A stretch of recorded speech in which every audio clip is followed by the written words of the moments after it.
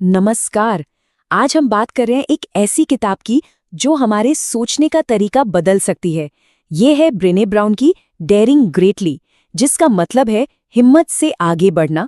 चलिए शुरुआत एक ऐसे सवाल से करते हैं जो शायद हम सबके मन में कभी ना कभी आता है।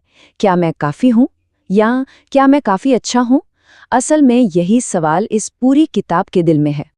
और ये जो महसूस होता है ना, इसका एक नाम भी है। ब्रेने ब्राउन इसे कहती हैं अभाव की संस्कृति, और उनके हिसाब से ये आज की दुनिया की सबसे बड़ी चुनौतियों में से एक है। तो सवाल ये उठता है कि ये अभाव की संस्कृति आखिर है क्या और हमारी जिंदगी पर इसका असर कैसे पड़ता है। चलिए इसी को थोड़ा गहराई से समझते हैं। देखिए, अभाव का मतलब सिर्फ पैसे या चीजों की कमी नहीं है। नहीं, ये एक सोच है, एक मानसिकता। ये वो आवाज है जो कहती है कि हम कभी भी काफी अच्छे नहीं हैं, काफी कामयाब नहीं हैं या काफी खुश नहीं हो सकते। और इसी वजह से हम लगातार खुद को दूसरों से कंपेयर करते रहते हैं। अब यहाँ पर ब्राउन एक बहुत ही दिलचस्प बात सामने रखती हैं। वो कहती हैं कि जिसे हम नार्सिसिज्म या आत्ममुग्धता कहते हैं ना, वो असल में कोई पर्सनैलिटी फ्लॉ नहीं, बल्कि साधारण मतलब एवरेज होने के गहरे डर और शर्म से पैदा होता है। हाँ, ये भी बताना जरूरी है कि इस पर दूसरे विचार भी हैं। कुछ रिसर्चर्स का मानना है कि नार्सिसिज्म के बढ़ने के पीछे सोशल मीडिया जैसे फैक्टर्स का भी बहुत बड़ा हाथ है। तो ठीक है, अगर प्रॉब्लम कभी काफी नहीं वाली सोच है तो हम इससे डील कैसे करते हैं? हम अपने चारों तरफ एक कवच बना लेते हैं, और ये कवच बना होता है संवेदनशीलता, मतलब वल्नरेबिलिटी को लेकर एक बहुत बड़ी गलतफहमी से। और वो गलतफहमी या कह लीजिए सबसे बड़ा झूठ ये है कि संवेदनशील होना एक कमजोरी है, कि अपनी भावनाओं को दिखाना, खुलकर जीना एक खतरनाक चीज है। और बस इसी एक झूठ की वजह से हम खुद को औरों से दूर करते चले जाते हैं। तो चलिए अब वक्त है संवेदनशीलता से जुड़े कुछ सबसे बड़े मिथकों को एक एक करके तोड़ने का और उनकी सच्चाई जानने का। सबसे पहला और शायद सबसे ज्यादा नुकसान पहुंचाने वाला मिथक।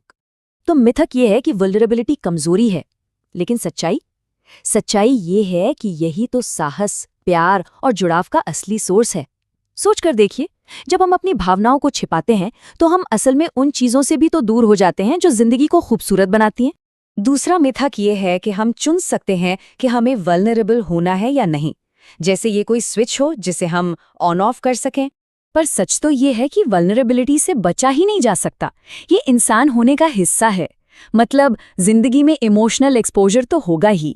सवाल ये नहीं है कि हम इससे बच सकते हैं या नहीं, सवाल ये है कि जब ये होगा तो हम उसका सामना कैसे करेंगे।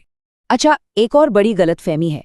कई लोगों को लगता है कि वल्नरेबल होने का मतलब है letting it all hang out, मतलब अपनी हर छोटी बड़ी बात हर किसी को बता देना। पर ब्रेने ब्राउन कहती है कि नहीं, ये ओवर शेयरिंग है, वल्नरेबिलिटी नहीं। तो फिर सही तरीका क्या है? देखिए, हेल्दी वल्नरेबिलिटी विश्वास पर बनती है, ये कमाई जाती है। इसका मतलब है कि अपनी कहानी उन लोगों के साथ शेयर करें जिन्होंने ये हक कमाया हो, जिन पर भरोसा हो। यहाँ बाउंड्रीज बहुत जरूरी हैं। बिना बाउंड्रीज के सब कुछ बताना आपको लोगों से और दूर कर सकता है। और आखिरी चौथा मिथक, ये कि हमें अकेले ही सब कुछ संभालना चाहिए, I can go it alone वाली सोच।